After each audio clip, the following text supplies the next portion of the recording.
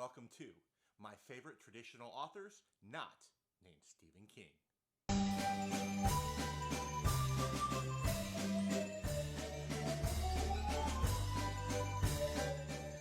Okay, so last year I started doing these videos on TikTok entitled authors I discovered after branching out from Stephen King. And I was doing them one at a time, and I kind of got away from doing that because I kind of got busy. So once I decided to make this YouTube channel, I wanted to bring this back, but instead of doing one at a time, I'm just going to do a big old bunch of authors that I have been reading a ton of over the last few years, especially since I've been publishing more and been, of course, reading more from my genre. Now, these are all kind of, your horror, thriller, mystery type authors. So let me know what you think of some of these authors and some of your favorites as well. But just to note, especially for you indie authors out there, I'm going to do a 4-part series on my top 20 indie authors, where I've at least read at least 2 of your works. I had to narrow it down because I've read probably more than 100 indie authors, so I had to get it down a little bit. But this video here is just going to be the traditional authors that I have discovered, and usually are ones that I'm still reading some of their older stuff and everything. So here we go with my top 10 of traditional authors that I have discovered who aren't named Stephen King.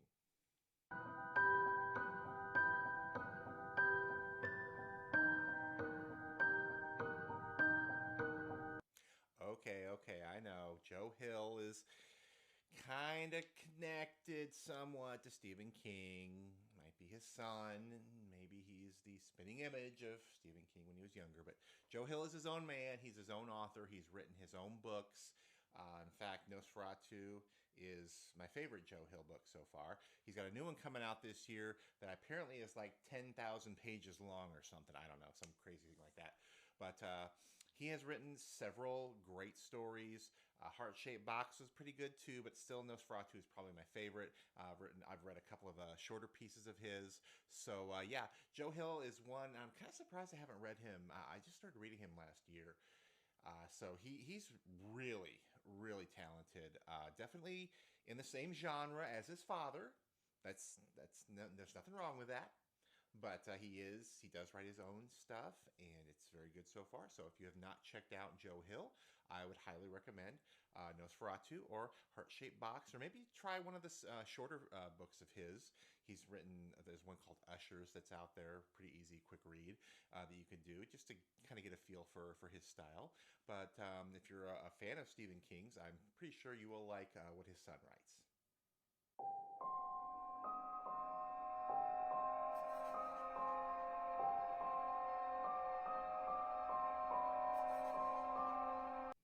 Simone St. James, author of The Sundown Motel, is number 9.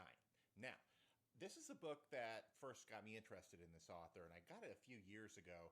I was actually just at Barnes & Noble, and I saw it on the shelf. I loved the cover. I read the synopsis. I was kind of in a real massive book buying binge back then, and it just looked really good and really cool. But it sat on my shelf for like a year because I had so many other books I was going to read. But eventually I read it and absolutely loved it. It was a great book, so I put more of her books on my TBR. I've read a couple others, but I still have more of hers to read. She's definitely one that I'm going to keep reading as time goes by. So I would recommend, if you haven't read a Simone St. James book, here's a few of them up here. I would say at least check it out. Check out one of them. I mean, she's got that kind of murder mystery thriller type of thing with a little horror thrown in there as well. But always a really good time reading her books. So highly recommend it. And yeah, give her a try.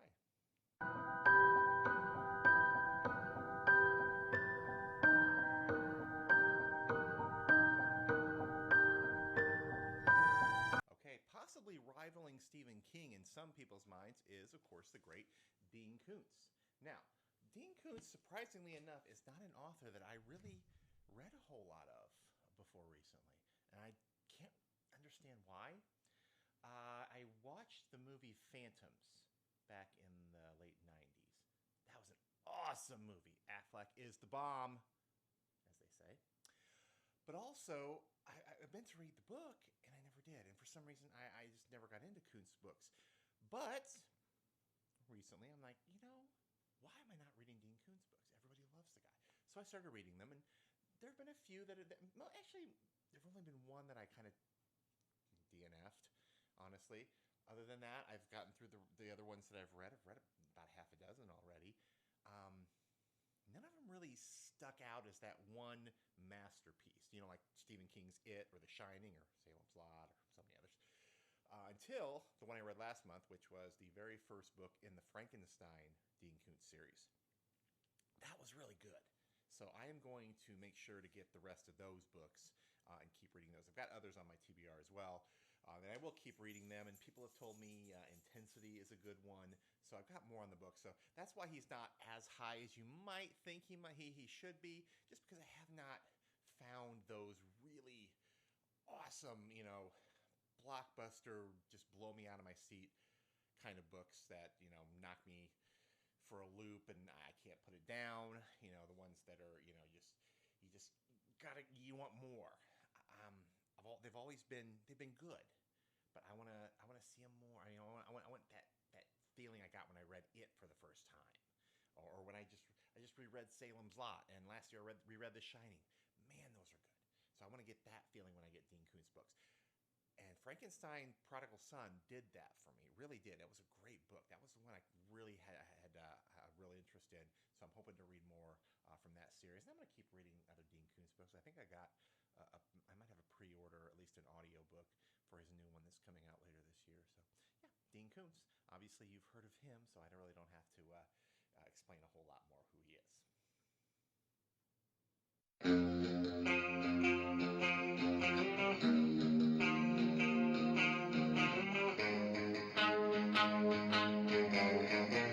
Okay, number 7, Jennifer Rose. And she would be higher on the list, but I've only read 2 of her books. I read One of Us is Dead. That was the first one. But then I read this one, the newest one. Man, this one blew me away. This is probably, I think, my favorite book that I've read this year so far. Absolutely phenomenal. Definitely check it out if you haven't. It is so cool. I don't want to get into you can read my review about it on my website. But I've got probably 5, 6 more of her books on my TBR. I've got a couple in my Kindle that I'm going to read later this year. I'll probably get some more of her hardback books. She's just an incredible storyteller. These stories are really chilling. It's a great book to read late at night in the dark. I like to read in bed, TMI, but whatever. So Jennifer Rose, absolutely recommend. And I can't wait to read more of her stuff. And I hope you do too.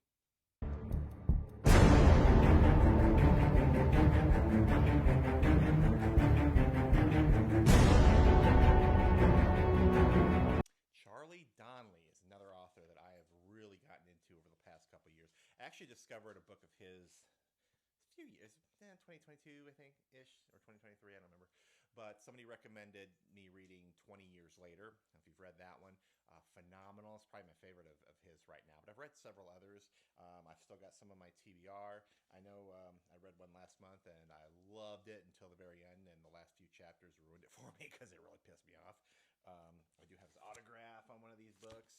Long time gone. I haven't read this one yet, but it's on my list to read in the next few months. He's got this way about him. He writes these thrillers, and there's always at least 1 or 2 aha moments. The what's the catch? What's the big secret?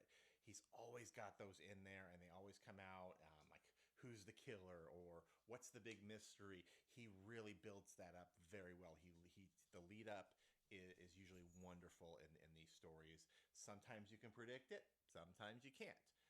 That's what I love about it. So Charlie Donnelly, if you have not checked out any of his books, I would recommend 20 Years Later. That's my favorite, or maybe any of his other stuff so far, with the exception of last month's, which just the ending pissed me off.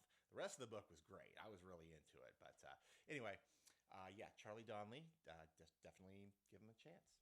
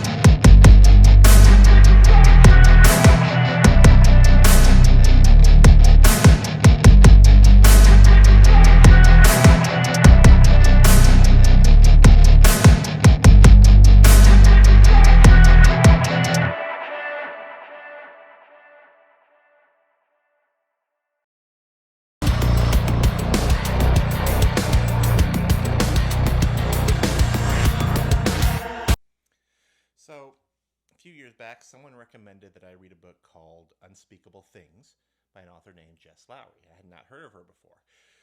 And I put it on my list of new authors to check out. And when I read it, I was just blown away. Absolutely blown away. It was so easy to read. It was not so thoroughly detailed that you couldn't follow it. It was just an easy to read, easy to follow, great told story by a great author. I was so impressed. And after that, I went out and I have gotten so many of her books since then. The Steinbeck and Reed series, that's incredible.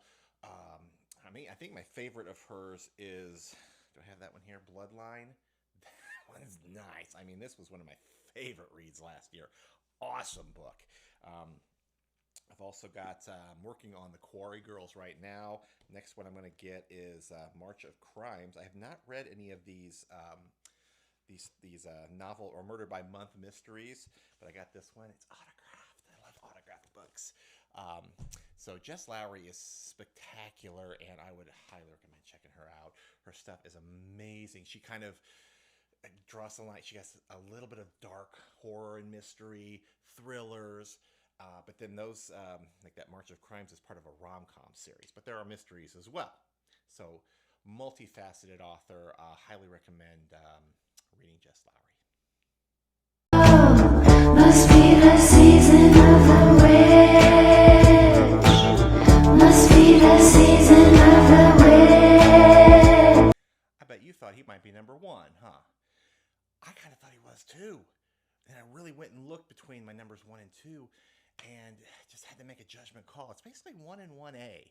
But yeah, Grady Hendrix. Man, is he awesome.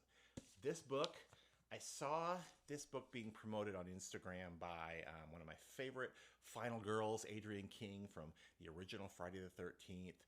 She was promoting this thing, and I just had to go out and get it. When I finally read it, boy, was I blown away. Couldn't put it down. One of my favorite books from probably I think it was 2022 when I read it. Actually, by far, it was my favorite book of 2022. About Hendrix's style is so fun because there's humor in there, even if it's kind of a little bit under the surface kind of humor. You really got to be paying attention to it. But in Final Girl Support Group, he basically uses the names of horror actresses and horror characters from like the slasher series. You'll see an Adrienne in there, or like Nightmare on Elm Street or Halloween. Names of those characters are in there. And it's about the final girls. I mean, women who went through these serial killers and they survived them, and they're all meeting in a support group. And I mean, it's fantastic. And so after I read that one, I just started buying every one of his books. Another one of my favorites, How to Sell a Haunted House, came out a few years ago. And actually, this is one, kind of like my most recent one, Witchcraft for Wayward Girls, and I would recommend that one as well. One of these has I don't have the one that has a sign. It's signed. I love that. I love having these signed books. Oh, there it is. He always puts a cool signature in there too. Drew a ghost and everything. So cool. So Grady Hendrix, if you haven't heard of him, are you living under a rock? Man, he is awesome. He's not number one though, because there are a couple of his books that were like, eh. We Sold Our Souls was probably my least favorite. I just couldn't do it. It was not that great. And then there was Horror Store, which was good, but nothing spectacular. Other than that, My Best Friend's Exorcism was pretty good. Like Witchcraft for Wayward Girls, the Haunted House one. He's just got so many. The only thing I haven't read of his, I started reading Paperbacks from Hell, but I haven't gotten through the whole thing yet. That's more of a nonfiction one. Really cool how he's talking about all these paperbacks from the 70s that came out that were just kind of crazy. So anyway, Grady Hendrix, he will have another book coming out, I believe this year. Oh, he did. Witchcraft for Wayward Girls. See, the ADHD brain is still getting to me. But yeah, I already read that one, and it's phenomenal. So I would suggest checking out Grady Hendrix if you are a horror fan who loves a smidgen of humor thrown in there as well.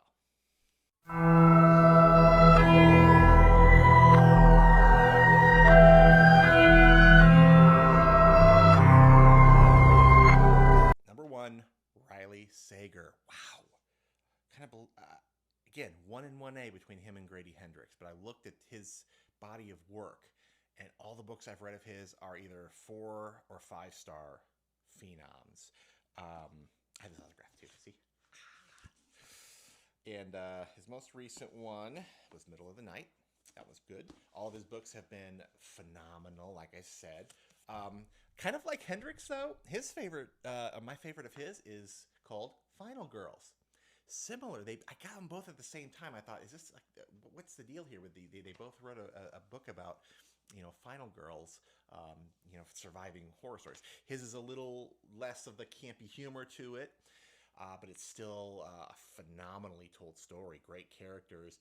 I did not know who was the bad guy until the end. The twist really got me. I loved that, and that's what I've loved about all of Sager's books is there are so many twists and turns, and he brilliantly leads up to them in every one of them. I have yet to have a Riley Sager bad experience.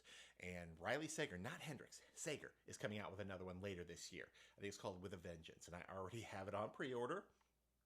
Damn right. He is one of my automatic buys, like Stephen King, like Grady Hendrix, like Jess Lowry, Lucy Foley, Chesmar. So many of these guys are now on my automatic buy list, and that's my top 10, and that's not just all of them. I've started reading so many other traditional authors. I know Paul Tremblay, Stephen Graham Jones, Carissa Orlando. There are a lot of wonderful traditional authors out there who really are worth checking out. But since I am an indie author, and there are so many wonderful indie authors out there, I'm going to make sure that my next video, actually it's a 4-part series, like I mentioned at the beginning, about indie authors. My 20 top indie authors, okay? And to make the list, you have to be an indie author I've read at least more than one book of. So that's the only way I could narrow it down a little bit, because I've read dozens. I probably have read over 100 indie authors, and they're so awesome. So that'll be my next video that I release. Actually, no, it probably won't be my next one, but it'll be coming up soon. My next extended release. I'll have a lot of shorts coming out, some little stupid little things that I like to do that I'm having fun with. But if you made it to the end, thank you so much. I'm glad my voice didn't absolutely, drain you. Or if it put you to sleep and this is still playing because you fell asleep and couldn't turn it off, hey, thanks. At least you played it all the way through. But thanks, and hope you enjoyed. If you want to leave a comment, who your favorite authors are, maybe an author I should check out that maybe if I haven't yet, I'd love to hear from you. So take care, and I'll see you next time.